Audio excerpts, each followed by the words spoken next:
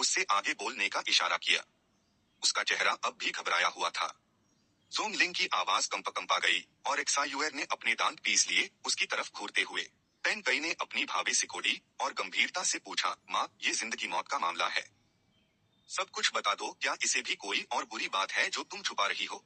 जोंगलिंग road you बोली, मैं अपने पति के साथ हमेशा से बेवफाई करती आई हूँ जब से मेरी उससे शादी हुई है। मैंने 30 से भी ज्यादा बार उसको धोखा दिया है। और एक्सयूयर तो मेरे और किसी और आदमी की बेटी है। वो इंसान मेरा पहला प्यार था, वही वैंग अंकल जो अक्सर घर आते थे। ये सुनकर चारों के होश उड़ गए। कोई भी यकीन नहीं कर पा रहा था कि उन्होंने अभी अभी क्या सुना था। जैसे हाय एक्सायुएर ने उससे छुआ, वो जमीन पर गिरकर जोर जोर से रोने लगी। लिन है ने अपना हाथ मुंह पर रखते हुए सोचा, लगता है अनजाने में एक बहुत बड़ा राज खुल गया है। फिर वो बोला, वो बुरी आत्मा अब चली गई है। अगर तुम अपनी गलती सुधार लो तो सब ठीक हो जाएगा। आगे से ऐसी गलती कभी मत करना। हालांकि ये लगभग नामुमकिन है। उसने पेन कई की तरफ मुड़कर चीफ से पूछा कि क्या वो खुदाई जारी रखे। पेन कई ने कुछ पाल सोचा, फिर एक पक्का इरादा उसके चेहरे पर छलक गया और उसने फैसला किया, इतनी खुदाई कर ली है, अब कैसे रुक सकते हैं। जब तीनों और गहरा खोद रहे थे तो उनके औजार अचानक किसी कठोर चीज से टकराए। दूचुन ने ये देखा तो बोला, यहाँ कुछ है शायद। लिन है ने उधर देखा और बोला, ध्यान रखना, मैं करता हूँ। उसने हाथ से गीली मिट्टी को हटाया तो एक सेफ हड्डी का टुकड़ा नजर आया। पेन कई तो वही हैरत से खड़ा रह गया और दूचुन ने अपनी भाभी से गोद ली। मैंने सोचा भी नहीं था कि यहाँ एक हड्डियों का ढांचा दबा होगा। कहीं यहाँ कोई कत्ल तो नहीं हुआ था। लिन है एक घुटने पर बैठा और गंभीरता से बोला, यही तो उस बीमारी की असली वजह है जिसकी हम जांच कर रहे हैं।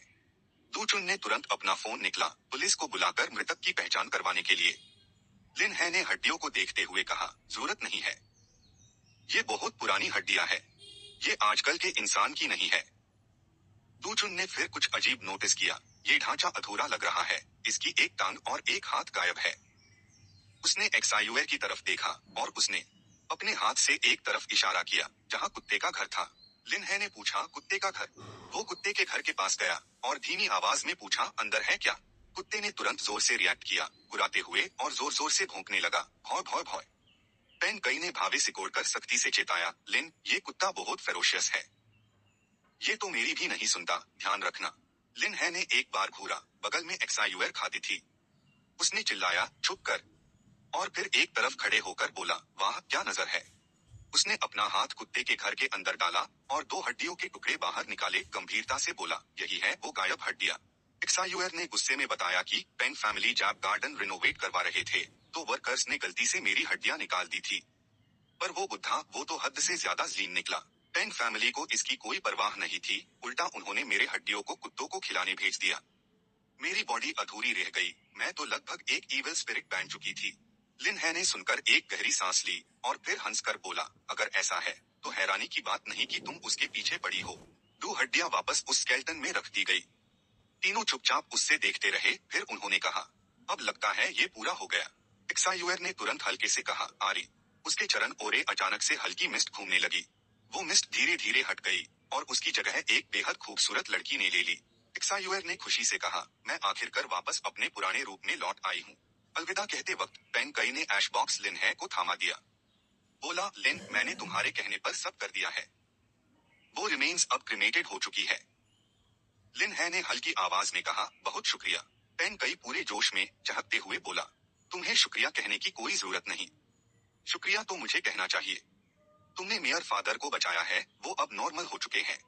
हमारी तरफ से इस लड़की को हमारी माफी जरूर पहुंचा देना। लिन है ने सुनकर सर हिलाया।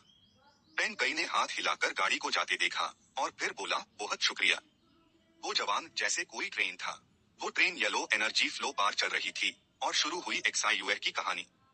हाँ, एक्सायुएर की कहानी, जिसके शोहर को शादी के 3 दिन बाद हाई बॉर्डर पार जंग के लिए भेज दिया गया था, अपनी सल्तनत बचाने के लिए। हाँ, एक्सायुएर घर में दिन रात अपने शोहर को याद करती रही। बस यही उम्मीद थी कि वो जल्द लौट आएंगे। पर क्या पता था, खबर तो मौत की आएगी। उसका शोहर जंग में शहीद हो चुका था। जब वो गम में डूबी थी तभी गवर्नर के यंग मास्टर की नजर हाँ एक्सायुएर की खूबसूरती पर पड़ी। उसने उसे जबरदस्ती अपने महल में उठवा लिया, यूज अपना बनाना चाहा। पर उसने बीजाटी से बेहतर मौत को चुना और दीवार से टकराकर जान दे दी। उस जालिम ने उसकी लाश को वीरन जंगल में फेंक दिया। बाद में एक वुडकटर जैप पहाड़ पर लकड़ी काटने गया तो उसे देखकर तारास आ गया और उसने उसे दफना दिया। हाँ, एक्सायुएर की रूह अंडरवर्ल्ड में जाने को राजी नहीं थी। उसकी एक ही जिद थी कि वो अपने शोहर से एक बार फिर मिल सके, पर रास्ता भटकने की वजह से वो ख्वाहिश कभी पूरी ना हो पाई। वो एक भटकती रूह बन गई और इंसानी दुनिया में इधर उधर घूमती रही। आज तक वो 400 साल से इस धरती पर भटक रही है। लिन है उस ट्रेन में बैठा था और एक गहरी आवाज में बोला, चलो मैं तुम्हें तुम्हारे शोहर के पास ले चलता हूँ। उसने अपना बैकपैक शोल्डर पार डाला। लिन है उसे एक पुराने बैटलफील्ड पार ले आया। उसने कहा, ये वही मैदानी जंग है जहाँ दुश्मनों को मारा गया था। कितने ही जवानों ने यही अपनी जान कुर्बान की थी। और अब ये एक टूरिस्ट स्पॉट बन गया है। ऐश बॉक्स निकलते ही एक्सायुएर उसकी तरफ लपकी। दीवार से चिपककर वो जोर से चीख उठी, मोलैंग, मोलैंग, मेरे शोहर। एक्सायुएर तुमसे मिलने आई है। 400 साल बीत गए और एक्सायुएर आखिर तुमसे मिलने आई है। लिन है काफी देर तक खड़ा रहा, एक गहरी सांस ली और फिर बोला, तुम्हारा वक्त अब खत्म होने वाला है। जल्दी अंडरवर्ल्ड में जाओ और रीइंकारनेट हो जाओ। एक्सायुएर ने जोर से ऐतराज किया, मैं नहीं जाऊंगी, मैं नहीं जाऊंगी। मेरे शोहर को यही दफनाया गया है। मैं यही रहना चाहती हूँ उसके साथ। अचानक से तेज हवा चलने लगी। लिन है ने हैरानी से पूछा, ये हवा क्यों चल रही है? तभी मोलैंग वहां ज़ाहिर हुआ और एक्सायुएर को पुकारा, क्या ये तुम हो? एक्सायुएर का रोना रुक गया। खुशी से वो उसकी तरफ दौड़ी और बार बार पुकारती रही, मोलैंग, मोलैंग, मोलैंग। मोलैंग ने भी नरमी से जवाब दिया, एक्सायुएर, एक्सायुएर। दोनों ने खुशी से एक दूसरे का हाथ कास के पकड़ लिया और बार बार एक दूसरे का नाम पुकारते रहे, मोलांग, एक्सायुएर। मोलांग ने एक्सायुएर को कास के गले लगाया। उसकी आवाज में कंपन थी जब उसने कहा, मोलांग, मैं तुम्हें ढूंढते ढूंढते कितनी मुश्किलों से गुजरी हूँ, क्या तुम्हें पता है? मोलांग खुशी के आंसू रो पड़ा और भर्राई हुई आवाज में जवाब दिया, मैं हमेशा से तुम्हारा इंतजार कर रहा था, शुरू से लेकर अब तक कभी रुका ही नहीं। लिन है एक तरफ खड़ा था, उसकी आंखें लाल थी और वो भी इतना इमोशनल हो गया था कि रो पड़ा। मोलांग ने एक्सायुएर का हाथ थामा और उत्तेजित होके उससे पूछा कि उसकी रूह अंडरवर्ल्ड क्यों नहीं गई और वो इतने सालों से कैसी थी। एक्सायुएर की आंखों से चुपचाप आंसू बहने लगे। वो पूरी तरह से मोलांग की शुक्रगुजार थी और धीरे धीरे उसने सब बताया, जब से उसे मोलांग की शहीद होने की खबर मिली थी। मैंने दिन रात तुम्हें मिस किया, ये दर्द से नहीं पा रही थी। मरने के बाद भी अपनी इस जिद के साथ इस दुनिया में रह गई, बस तुम्हारी शहादत की जगह ढूंढ रही थी। पर वो मिली ही नहीं, जब तक कि मेन रिजेंटमेंट से घिरकर एक ईविल स्पिरिट ना बन जाती। अच्छा हुआ कि मेन लिन है भाई से मिली, उन्होंने ना सिर्फ मुझे खतरे से बचाया बल्कि मुझे यहाँ तक भी लाया और मेरी आखिरी विश पूरी करवाई। ये सुनकर मोलांग तुरंत घुटनों पर आ गया। हाथ जोड़कर उसने शुक्रिया अदा किया, लिन है भाई, आपका ये एहसान मैं जिंदगी भर नहीं भूलूंगा। लिन है ने ये देखा तो हल्का सा हाथ हिलाकर मॉडेस्टी से जवाब दिया, कोई बात नहीं, कोई बात नहीं, आरी हीरो, जल्दी उठो।